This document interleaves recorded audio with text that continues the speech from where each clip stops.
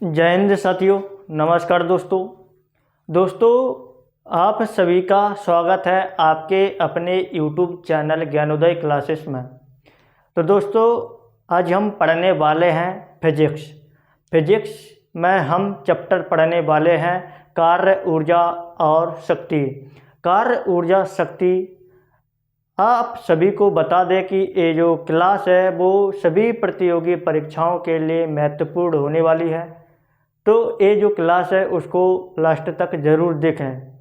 हमने इससे पहले जो चैप्टर पढ़ा था उसका नाम था प्रक्षेप्य गति, या हम कह सकते हैं प्रोजेक्टाइल मोशन।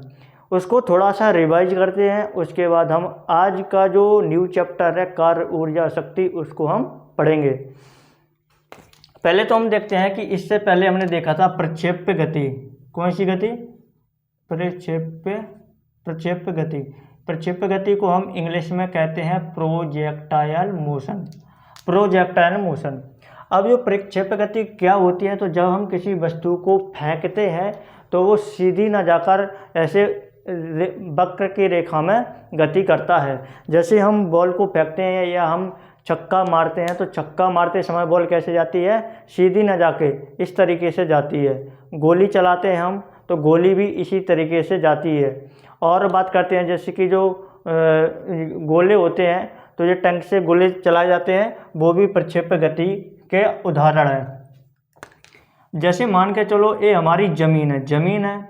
अब यहाँ से हम वस्तु को यहाँ से हम वस्तु को मारेंगे। यहाँ से मान के चलो एक बॉल है, बॉल में हमने किक मारी। अब ये जो बॉल है वो हवा में इस तरीके से उड़ती हुई और इस तरीके से अपनी गति को तय करेगी। तो ये जो वस्तु है इसमें एक क्षैतिज दिशा में इसने कौन सी क्षैतिज दिशा में तो इसने अपनी गति करी, लेकिन क्षैतिज के साथ साथ इसने कौन सी दूरी तय करी? इसने यहाँ से ऊंचाई में भी, यानी कि ऊंचाई में, हाइट में भी इसने दूरी तय की। तो यहाँ से हम बात करते हैं, ये हो गया हमारा एक्स एक्सिस और वाई एक्सिस, एक्स अक्ष और वाई अक्ष।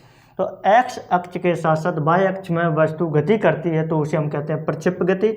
अब हम बात करते हैं कि जो प्रक्षेप्य गति होती है इसका जो पथ होता है, पथ कैसा होता है? पथ होता है परवलयाकार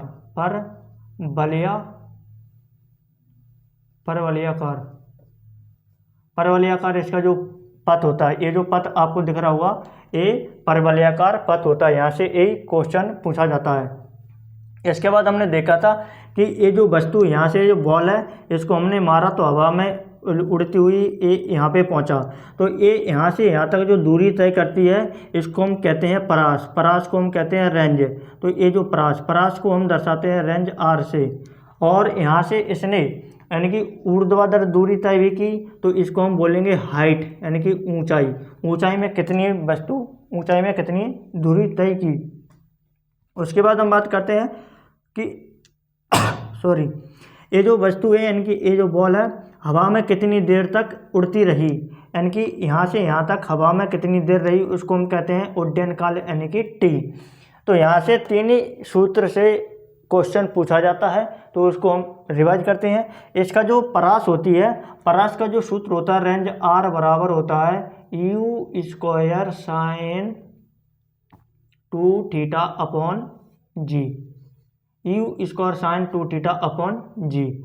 उसके बाद हम बात करते हैं कि हाइट, ये जो वस्तु है, वस्तु ने कितनी ऊंचाई तय की। हाइट को हम कहते हैं महत्तम ऊंचाई या अधिकतम ऊंचाई। इसका हम सूत्र लिखेंगे तो u square sine square theta upon 2g, ये हो गया हमारा महत्तम ऊंचाई का। उसके बाद हम देखेंगे कि इस हवा में कोई वस्तु कितनी देर रही, उसको हम बोलेंगे उड्डयन काल, टाइम पीरियड, यानी कि टी बराबर 2u साइन थीटा अपॉन जी। ये हो गया हमारा उड्डयन काल का सूत्र। ये जो उड्डयन काल होता है, ये जो वस्तु हवा में रही यहाँ से यहाँ तक, इसको हम कहते हैं उड्डयन काल। कभी कभी इसको पूछ लेता है चढ़ान काल या उत्तरायण काल। चढ़ान काल क्या होता है? अब यहाँ से वस्तु क्या करेगी, यहाँ से वस्तु ऊपर की ओर जाएगी, यानी कि ये चढ़ेगी, तो यहाँ से यहाँ तक जाएगी, यहाँ से यहाँ तक जाएगी, तो इसको हम कहेंगे कि चढ़ेगी वस्तु, चढ़ान। और यहाँ यहाँ से वस्तु क्या करेगी, यहाँ से फिर नीचे की ओर आएगी, नीचे की ओर आएगी तो इसको हम कहते हैं उतरेगी वस्तु, तो उतरान। तो चढ़ान काल या उतरान काल किसे कहते हैं, तो ये हो जाएगा आधा। ये जो पूरा है ना, पूरा यहाँ से यहाँ तक पूरा है, अब इसमें से आधा करना अपन को, तो चढ़ने में और उतरने में, तो यानी कि इसको हम कह सकते हैं चढ़ान काल या उतरान काल क्या होता है। तो ये जो टाइम पीरियड पूरा है इसमें से हम आधा कर देंगे, आधा कर देंगे तो हम 2 के यानी कि 1/2 कर देंगे, 2 से 2 कट जाएगा, तो ये जो आ जाएगा हाफ वाला, यानी कि इसको यहाँ पे भी कह सकते हैं, यानी कि यू साइन थीटा अपॉन में जी। ये यहाँ से कभी कभी ए भी पूछ लेता है। तो समझ में आ गया होगा, ये हमने पढ़ लिया था। प्रक्षेप्य गति हमने देख लिया था। प्रक्षेप्य गति क्या होती है, तो जब किसी वस्तु को हम फेंकते हैं तो वो वस्तु परिवलयाकार पथ के द्वारा अपना यानी कि दूरी तय करती है, उसको हम कहते हैं प्रक्षेप्य गति। प्रक्षेप्य गति में यहाँ से 4 सूत्र से ही सभी जो आंसर होते हैं वो बन जाते हैं। अब हम देखते हैं कि कार्य ऊर्जा और शक्ति। कार्य ऊर्जा जो शक्ति है, जो हमारा अगला चैप्टर यानी कि न्यू चैप्टर है। कार्य किसे कहते हैं, अगर दोस्तों आपने पढ़ा तो ये भी बता सकते हैं आप। कार्य ऊर्जा शक्ति हमारा अगला चैप्टर है। अगला चैप्टर हमारा रहने वाला है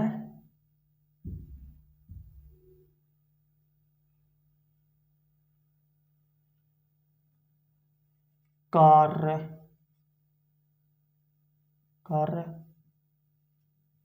ऊर्जा और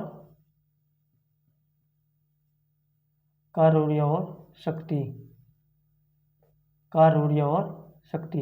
ये हमारा चैप्टर का नाम है। कार्य को वर्क, ऊर्जा को एनर्जी और शक्ति को कहते हैं हम पावर। तो यानी कि वर्क, एनर्जी और पावर, ये हमारा चैप्टर है। अब हम देखते हैं कार्य किसे कहते हैं। मान के चलो कि कोई वस्तु रखी है, उसको हम धक्का देते हैं।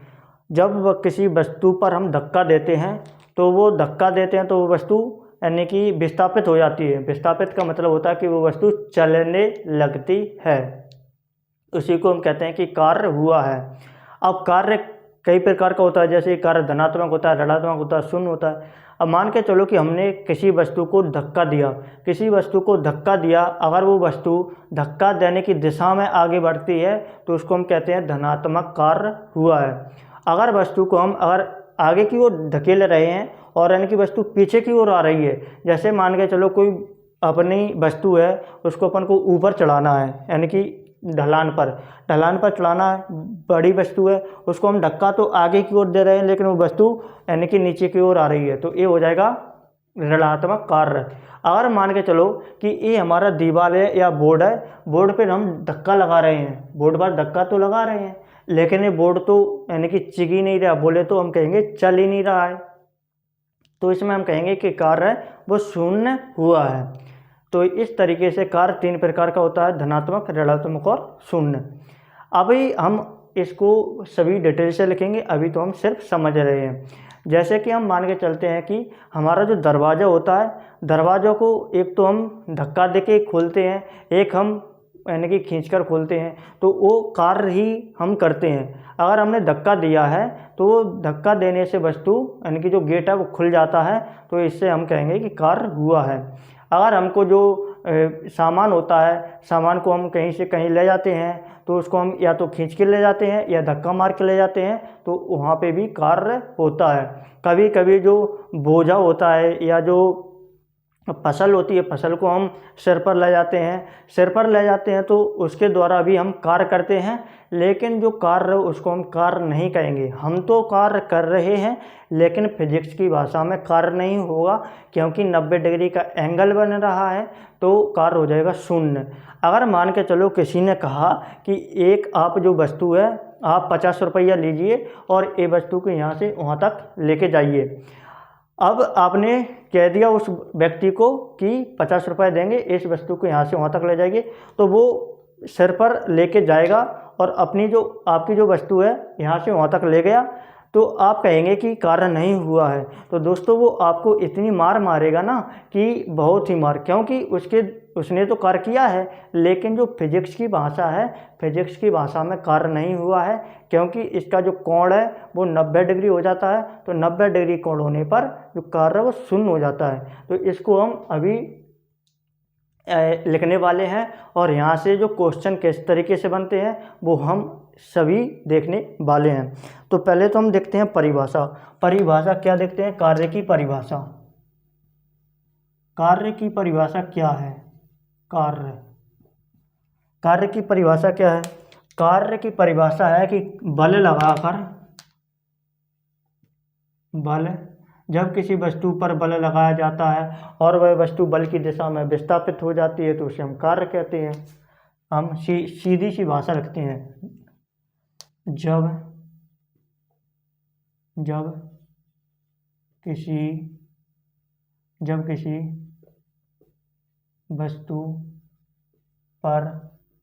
जब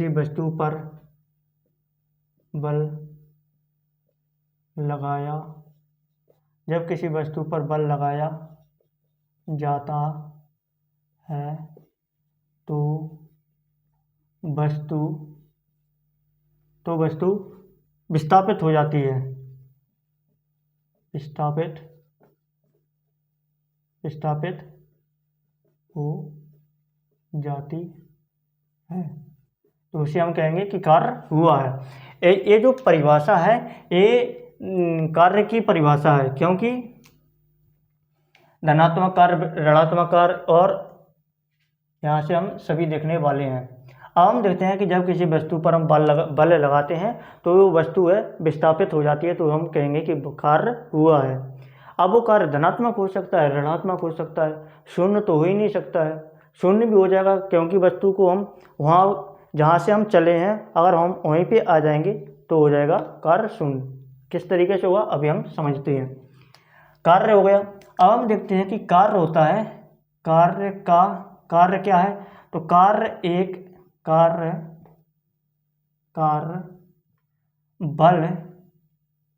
बल तथा विस्थापन। कार्य है ना, तो कार्य बल तथा विस्थापन का अदिश गुणनफल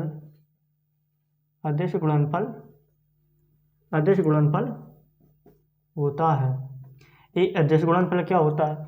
तो दोस्तों हमने पढ़ा था जब राशियाँ पढ़ी थी, राशियाँ चैप्टर, सदिश राशियाँ और अदिश राशियाँ। सदिश राशियाँ और अदिश राशियाँ देखी थी, उसमें हमने देखा था कि सदिश राशियों और अदिश राशियों, जो सदिश राशियाँ होती है, सदिश राशियों के सदिश योग, और जो होता है अदिश गुणनफल और सदिश गुणनफल। तो जो सदिश राशियाँ होती हैं, सदिश राशियों का हमने पढ़ा था अदिश गुणनफल और सदिश गुणनफल। सदिश गुणनफल क्या होता है वो आप क्लास देख लीजिए। अभी हम देख लेते हैं अदिश गुणनफल। सबसे पहले तो हम देखते हैं इसके पहले कि कार्य का जो संकेत होता है, संकेत क्या होता है? संकेत होता है इसका W। इसको हम W से दर्शाते हैं। अब हम देखते हैं कि कार्य बल तथा विस्थापन, कार्य यानी कि W बराबर कार्य बल को हम दर्शाते हैं F से, तो गुणा विस्थापन को हम D भी लिख सकते हैं या S भी लिख सकते हैं, यहाँ पे S भी लिख सकते हैं। अब हम बात करते हैं कि ये तो हो गया हमारा परिभाषा सीधी सी कि कार्य होता है बल गुणा विस्थापन के। इसको हम कह सकते हैं कि कार्य बल गुणा विस्थापन। कार्य की एक और परिभाषा हम लिख सकते हैं कि कार्य होता है बल गुणा विस्थापन। कार्य बराबर बल गुणा विस्थापन। अब हम समझते हैं कि ये अदिश क्या है। अदिश आ जाता है तो किसी वस्तु के अदिश गुणनफल है, राशि है, उसका अदिश गुणनफल है, तो W बराबर हो जाएगा F into D into cos theta, यहाँ पे आ जाएगा cos थीटा। अगर मान के चलो ए बल तथा विस्थापन का सदिश गुणनफल होता तो यहाँ पे आ जाता साइन थीटा। इसमें केवल एक ही डिफरेंस है, अगर अदिश गुणनफल कहेगा तो cos थीटा है और सदिश गुणनफल कहेगा सो साइन थीटा आ जाएगा। तो जो कार्य होता है, कार्य तो अदिश गुणनफल होता है, किसका होता है तो बल और विस्थापन का। तो बल और विस्थापन का अदिश गुणनफल होता है, इसलिए हम इसके जो इनटू में लगाते हैं cos थीटा।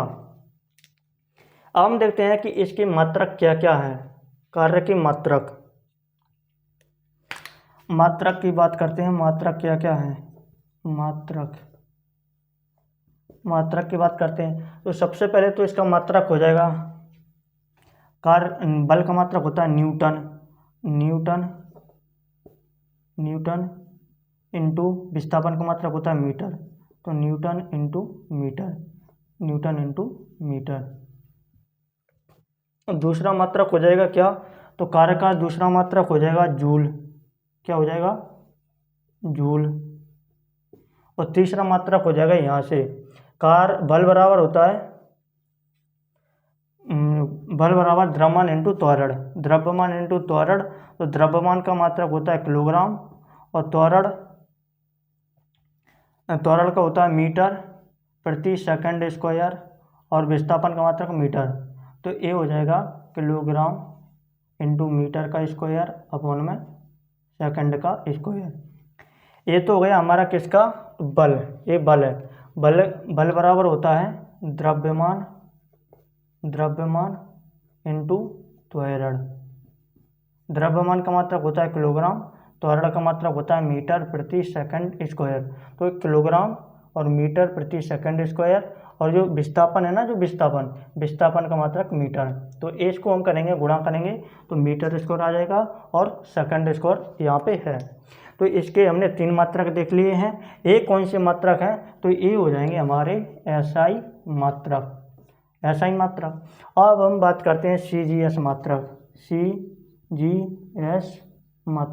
सीजीएस मात्रक क्या होंगे, तो सीजीएस मात्रक हो जाएगा इसका जूल का हो जाएगा अर्ग। और हम बात करते हैं कि ये जो न्यूटन है, न्यूटन का यहाँ पे डायन हो जाएगा, तो डायन इंटू सेंटीमीटर,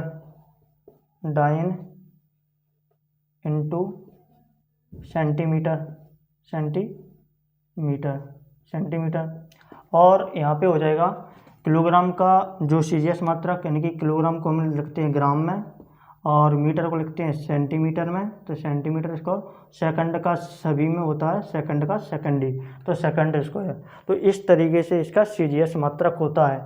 अब हम देखते हैं कि एक जूल में कितने अर्ग होता है, और इस तरीके से यहाँ से कुछ क्वेश्चन पूछे जाते हैं। जैसे कि यहाँ से हम बात करते हैं कि 1 जूल बराबर क्या होता है, तो 1 जूल में 10 की घात 7 अर्ग होता है। और अगर हम बात करते हैं कि 1 अर्ग में कितने जूल होते हैं, तो 1 अर्ग में होता है 10 की घात -7 जूल। ये यहाँ से हम इसको ए उठा के इधर लाएंगे तो ये इसके नीचे आएगा, इसको ऊपर ले जाएंगे तो माइनस में इसकी घात हो जाएगी। इस तरीके से यहाँ से और पूछा जाता है कि 1 कैलोरी बराबर 1 कैलोरी में, तो 1 कैलोरी बराबर 4.186 जूल। तो 1 कैलोरी में कितने जूल, 4.186 जूल। और 1 किलो कैलोरी, 1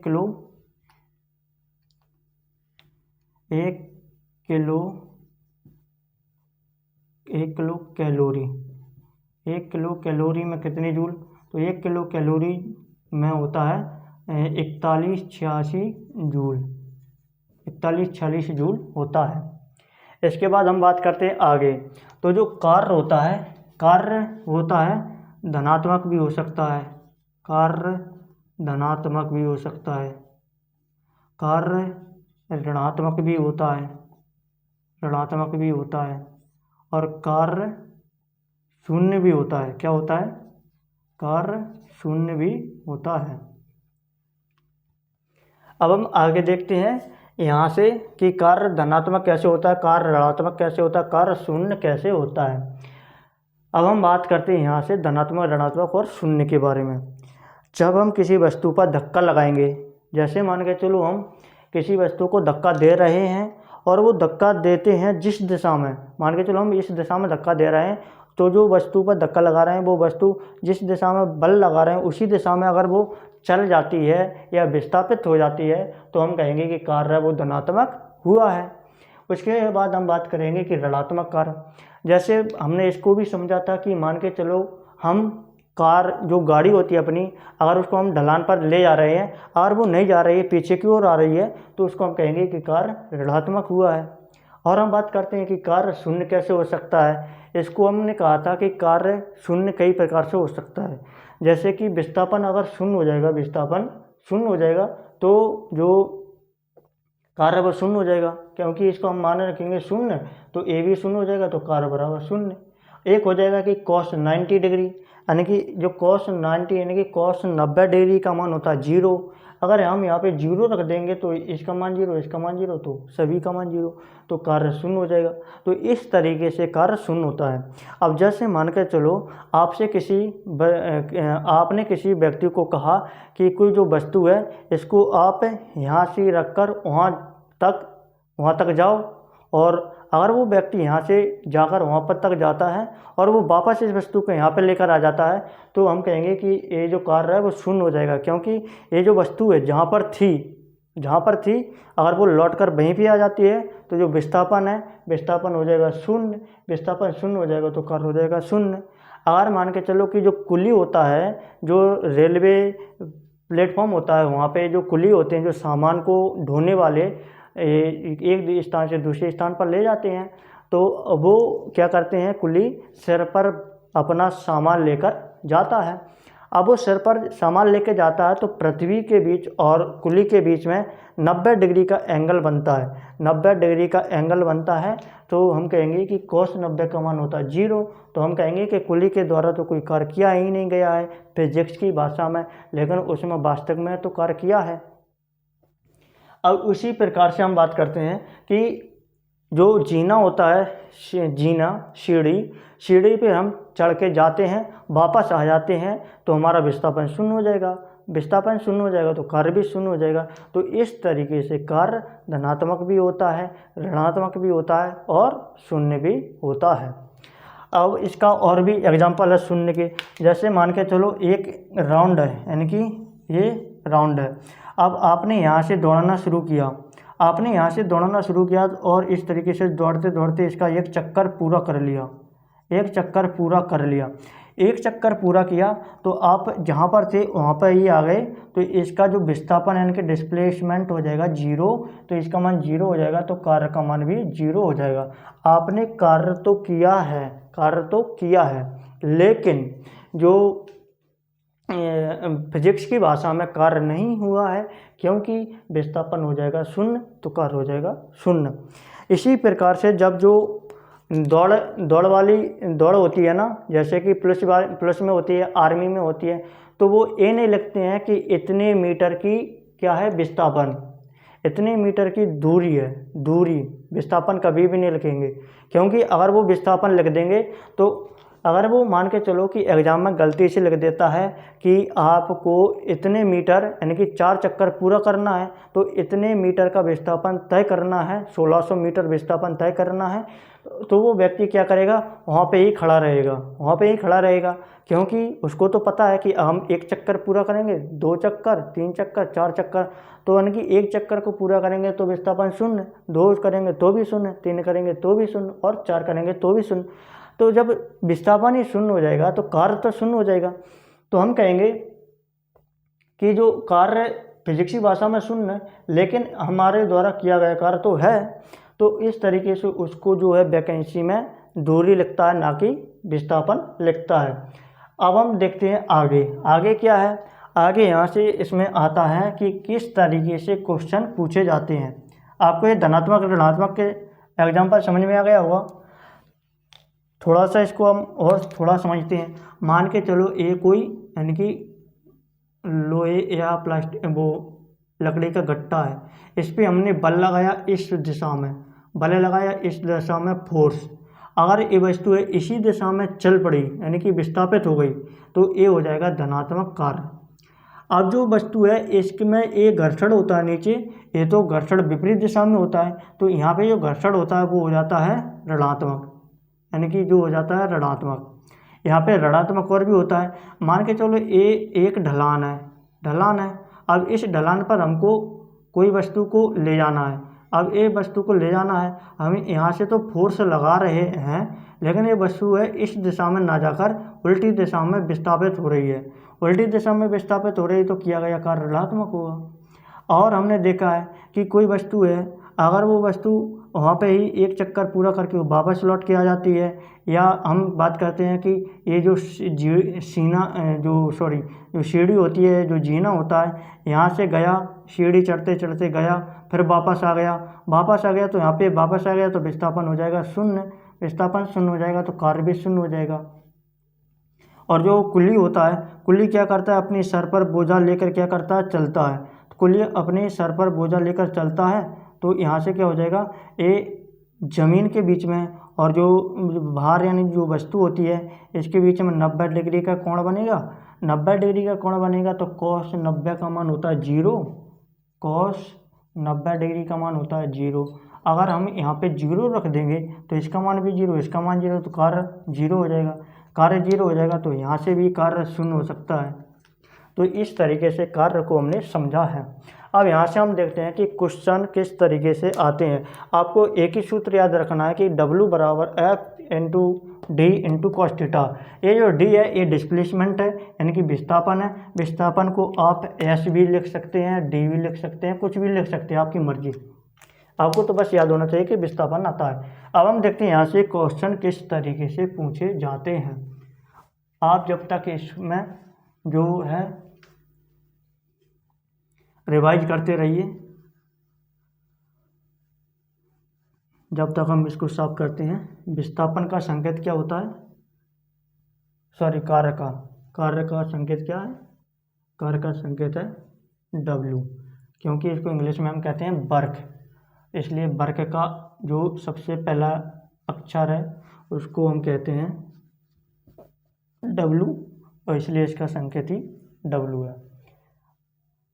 अब बताओ कि अगर हम किसी वस्तु को लेकर मान के चले एक जो रस्सी है, रस्सी पर हम चढ़ रहे हैं और उस रस्सी पे ही चढ़ के नीचे उतर जाते हैं तो हमारे द्वारा किया गया कार्य होगा क्या, तो हम कहेंगे नहीं होगा, क्योंकि हम वस्तु पर जो रस्सी है रस्सी पर ऊपर चढ़े फिर रस्सी से नीचे आ गए, तो रस्सी से नीचे आ गए तो विस्थापन तो हमारा शून्य हो गया, विस्थापन शून्य हो गया तो कार्य भी शून्य हो गया।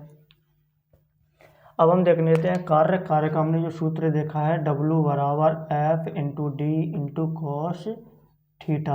अगर आपको ये याद है तो आप यहाँ पर सभी क्वेश्चन को बना सकते हो। अब हम देखते हैं कि यहाँ से क्वेश्चन किस तरीके से पूछे जाते हैं।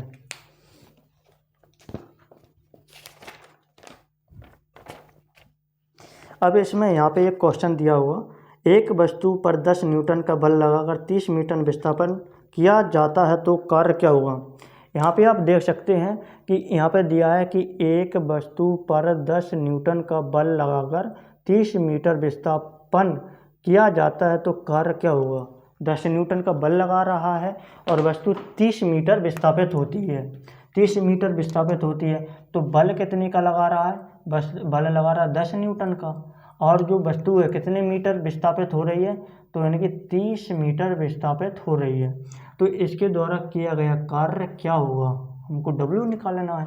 W निकालेंगे तो W बराबर हमने देखा F into D into cos theta देखा है। अब दोस्तों आपको घबराना नहीं है कि हमने तो पढ़ा है F into D cos theta, इसमें तो कॉस थीटा दिया ही नहीं है, तो हमको सिंपल से इसका आंसर निकालना है, यानी कि F की जगह रख देंगे हम 10 और D की जगह रख देंगे हम 30, तो इसका जो आंसर हो जाएगा वो हो जाएगा यानी कि 300 जूल। और हम बात करते हैं कि इसको अर्ग में बदलेंगे तो गुणा 10 की घात 7 करके और अर्ग लगा देंगे। अब हम देखते हैं कि ये तो हमने देख लिया क्वेश्चन। अगला क्वेश्चन क्या है? अगला क्वेश्चन है,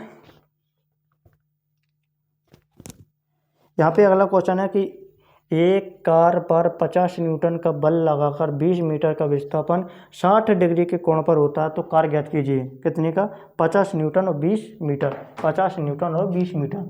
तो इस जो क्वेश्चन अगला क्वेश्चन दिया है, अगला क्वेश्चन दिया है कि 50 न्यूटन का बल लगाया जाता है, 50 न्यूटन का बल लगाया जाता है, 50 न्यूटन का बल लगाया जाता है, और जो वस्तु है कितने मीटर विस्थापित हो रही है? 20 मीटर या 30 मीटर, मान के चलो 20 मीटर, हाँ वही 20 मीटर, 20 मीटर वस्तु विस्थापित हो रही है, और जो कोण है यानी कि थीटा का जो मान है वो कितने रखा है इसने? 60 डिग्री रखा है। तो किया गया कार्य क्या होगा? किया गया कार्य क्या होगा? इसको हम सॉल्यूशन करेंगे। इसका तो सॉल्यूशन क्या हो जाएगा? यानी कि कार्य W बराबर F into D into cos theta, cos theta.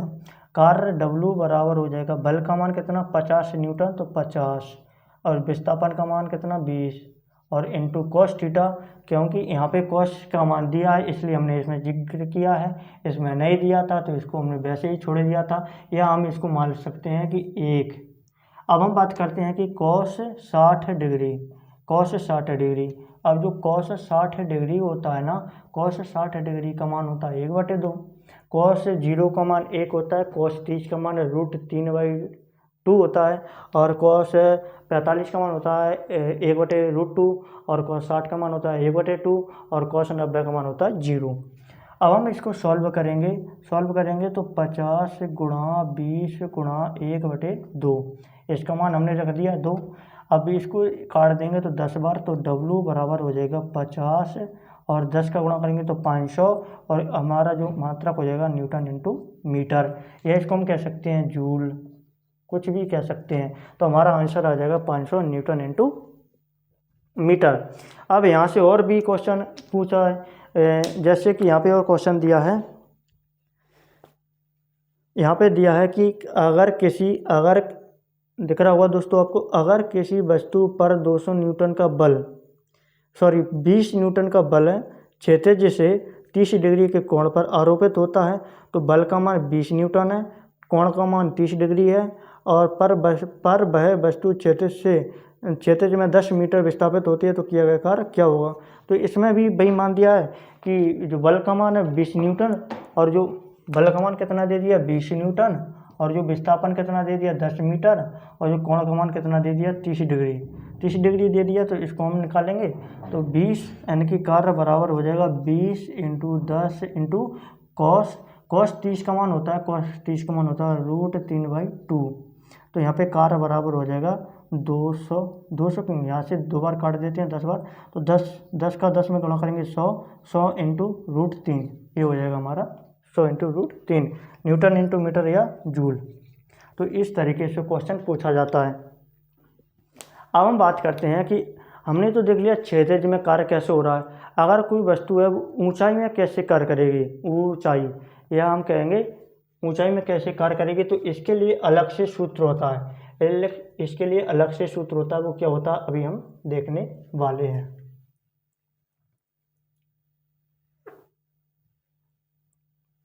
कार्य हमने देख लिया है, कार्य का सूत्र बोलिए। कार्य का सूत्र होता है W बराबर F इंटू डी, यानी कि बल गुणा विस्थापन। कॉस थीटा क्यों लगाते हैं? क्योंकि जो कार्य है वो बल और विस्थापन का अदिश गुणनफल है, इसलिए हम इसके गुणा में क्या करते हैं? कॉस थीटा लगाते हैं। ये तो हमारा हो गया सिंपल भाषा में कि कार्य W बराबर बल गुणा विस्थापन यानी कि F इंटू डी, और ये अदिश गुणनफल होता है, बल और विस्थापन का अदिश गुणनफल होता है, इसलिए कॉस थीटा। ये तो हमारा हो गया सिंपल सा। और हम किसी वस्तु को ऊंचाई पर काम करेंगे, यानी कि ऊंचाई पर काम करेंगे, ऊंचाई पर हम काम करेंगे या कार्य करेंगे, तो उसके लिए अलग सूत्र आ जाएगा W बराबर mgh, ये अलग सूत्र है। तो अगर हम कार्य के दोनों सूत्र याद रख लेंगे तो हमारा सभी क्वेश्चन बन जाएंगे। अब m क्या होता है? तो m होता है वस्तु का द्रव्यमान, द्रव्यमान, द्रव्यमान। और जी क्या होता है? जी होता है गुरुत्वीय त्वरण, गुरुत्वीय त्वरण। और जो गुरुत्वीय त्वरण होता है, एच क्या होता है? एच होता है ऊंचाई, ऊंचाई या हम कह सकते हैं हाइट। ये जो गुरुत्वीय त्वरण होता है, गुरुत्वीय त्वरण को हम जी से दर्शाते हैं। इसका जो मान होता है वो होता है 9.81 मीटर प्रति सेकंड स्क्वायर। क्योंकि जो त्वरण होता है, त्वरण का मात्रा मीटर प्रति सेकंड स्क्वायर होता है। इसको हम जो क्वेश्चन होता है उसको आसान बनाने के लिए इसका मान हम 10 मान लेते हैं। तो 10 मीटर प्रति सेकंड स्क्वायर इसको हम मानते हैं, क्योंकि हमको क्वेश्चन को आसानी से काटना है, इसलिए हम इसको 10 मान लेते हैं। एक्चुअल में इसका मान ए होता है। ये हमने देख लिया है।